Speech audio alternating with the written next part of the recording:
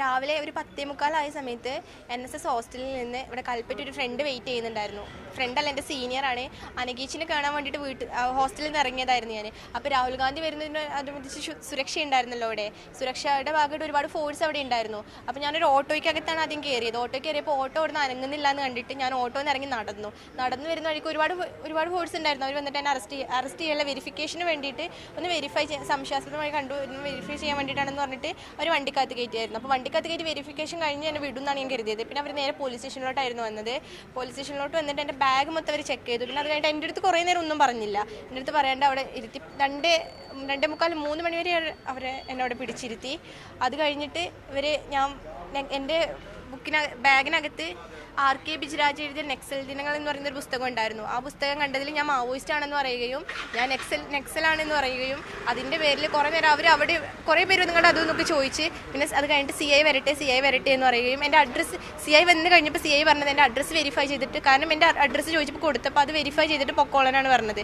പക്ഷേ ഇവരത് പിന്നെ അറസ്റ്റ് വെരിഫൈ ചെയ്തിട്ടും പിന്നെ എൻ്റെ ബാഗ് ഞാൻ തോളിട്ടിട്ട് അത് പിന്നെ വാങ്ങിച്ച് വെരിഫൈ ചെയ്യുകയും അതിന് ഫയൽസ് എല്ലാവരും ഒരുപാട് ഡീറ്റെയിൽസ് ഉണ്ടായിരുന്നു, ഡാറ്റാസ് ഉണ്ടായിരുന്നു, എൻ്റെ സർട്ടിഫിക്കറ്റുകളും കാര്യങ്ങളും അതൊക്കെ ചെക്ക് ചെയ്ത് അതൊക്കെ ഓൾറെഡി അവർ ചെക്ക് ചെയ്തിട്ട് പിന്നെ അവരതിൻ്റെ ചിലപ്പോൾ മേ ബി ഫോട്ടോ എടുക്കാൻ വേണ്ടിയിട്ടാവും അവരത് ചെക്ക് ചെയ്യുകയും ഞാൻ മാനന്തവാടി ഞാൻ നെക്സലൈറ്റ് ആണെന്ന് പറഞ്ഞിട്ട് നെക്സൽ ദിനങ്ങൾ എന്ന് പറയുന്ന RK ബിജുരാജിൻ്റെ പുസ്തകം കയ്യിൽ വെച്ചു എന്നാണ് അവർ പറയുന്നത്. തെറ്റ് നമുക്ക് വായിക്കാനും എഴുതാനും ഒക്കെ ഉള്ള സ്വാതന്ത്ര്യം നമുക്ക് കിട്ടുന്നുണ്ടല്ലോ. അതിനിടയ്ക്ക് ഒരു പുസ്തകം കയ്യിൽ വെക്കുന്നത് അത്ര വലിയ തെറ്റായിട്ടൊന്നും അതും ഒരു പുസ്തകം നമുക്ക് വായിക്കണം അറിയണം എന്നുള്ളതുകൊണ്ടാണല്ലോ നമ്മൾ ആ പുസ്തകം കയ്യിൽ വെച്ച് നടക്കുന്നത്.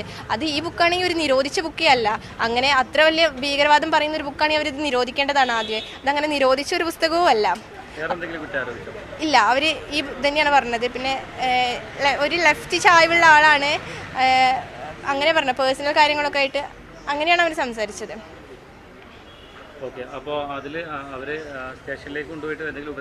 ഇല്ല, ഉപദ്രവങ്ങളൊന്നുമില്ല. അവരെൻ്റെ അടുത്ത് ഞാൻ ചോദിക്കുമ്പോഴൊക്കെ അവർ പറയുന്നത് CI വരാണ്ട് ഞങ്ങൾക്ക് വിടാൻ പറ്റില്ല. CI വന്നു കഴിഞ്ഞ് ഇവിടെ എൻ്റെ കൂടെ ഉണ്ടായിരുന്ന ശാരദേശിൻ്റെ അടുത്തും CI പറഞ്ഞു കൊണ്ടുപോക്കോളാൻ പറഞ്ഞിട്ടും ഇവർ പിന്നെ CI അങ്ങനെ കേസ് ഫയൽ ചെയ്യാൻ പറഞ്ഞിട്ടില്ല. കാരണം നമ്മൾ വെരിഫിക്കേഷന് കൊണ്ടുപോകുന്ന ഒരാളുടെ പേരിൽ കേസ് ഫയൽ ചെയ്യില്ലല്ലോ. എന്തായാലും ഞാനപ്പോൾ ചോദിച്ചു ഒഫൻസ് എന്താണെന്ന് എനിക്ക് അറിയാൻ വേണ്ടി ഞാൻ ഒഫൻസ് എന്താണെന്ന് ഇവരുടെ അടുത്ത് ചോദിക്കുന്നുണ്ട്. ഒഫൻസ് എന്താണെന്ന് അങ്ങോട്ടേക്ക് ചോദിക്കുമ്പോൾ ഇവർ എൻ്റെ അടുത്ത് ഇങ്ങോട്ട് റഫായി പറയോ ഒഫൻസ് അവരൊന്നും പറയുന്നില്ല ഒഫൻസ് എന്താണ്. പിന്നെ അത് കഴിഞ്ഞിട്ടാണ് സംശയാസ്പദമായി കണ്ടെത്തി മാവോയിസ്റ്റ് ബന്ധം ആരോപിച്ച് എന്നാണ് ഇവർ പറയുന്നത്. രണ്ടുപേരുടെ ആൾജാമ്യത്തിലാണ് വിട്ടിട്ടുള്ളത്.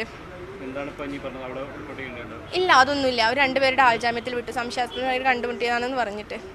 അപ്പോൾ ഓൾറെഡി ഒരു കേസായല്ലോ. അപ്പോൾ അങ്ങനെ സെമിനാറിൽ പങ്കെടുത്തത് അവരുടെ അടുത്ത് ചോദിച്ചിട്ടുണ്ടായിരുന്നു. പിന്നെ ഒരുപാട് മാവോയിസ്റ്റ് സ്ക്വാഡുകളുടെ ഒരുപാട് പേരുടെ ഫോട്ടോ മാവോയിസ്റ്റ് സ്ക്വാഡ് എന്ന് പറഞ്ഞ ഗ്രൂപ്പിന് SI ആണെന്ന് തോന്നുന്നു, എനിക്കറിയില്ല.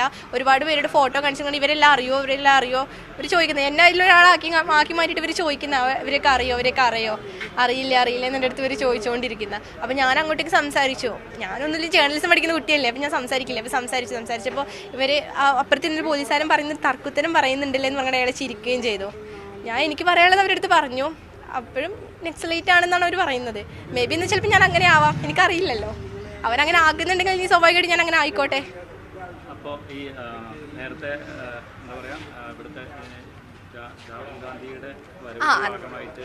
ഒരുപാട് ഫോഴ്സ്. കാരണം ഒരു ഓട്ടോയ്ക്കകത്ത് ഞാൻ കയറിയിട്ട് എനിക്ക് ആ ഓട്ടോ കൊണ്ട് ഇവിടെ വരെ എത്താൻ പറ്റിയില്ല. അത്ര സ്ക്വാഡാണ്. ഒരാൾ വയനാടിൻ്റെ ഒരു MP ആയത് പ്രധാനമന്ത്രി ആവാൻ ഒരാളാണ് വരുന്നത്. മോഡി ഗവൺമെന്റിൽ നിന്നുകൊണ്ട് ജനങ്ങളെ രക്ഷിക്കാന്ന് പറഞ്ഞിട്ട് വരുന്ന ആളാണ്. ആ ആൾക്ക് ഇത്ര സുരക്ഷ, കാരണം സാധാരണക്കാരായ ഞങ്ങളെപ്പോലുള്ള റോഡിലൂടെ നടന്നു വരുമ്പോൾ ഞങ്ങളെ സെക്യൂരിറ്റീൻ്റെ ഭാഗമായിട്ട് അറസ്റ്റ് ചെയ്ത് കൊണ്ടുപോകുകയാണെങ്കിൽ എന്ത് സെക്യൂരിറ്റിയാണ് അയാൾ പ്രധാനമന്ത്രിയായി ഞങ്ങൾക്ക് ഓഫർ ചെയ്യുന്നത്? എന്ത് സെക്യൂരിറ്റി ഓഫർ ചെയ്യുന്നത്?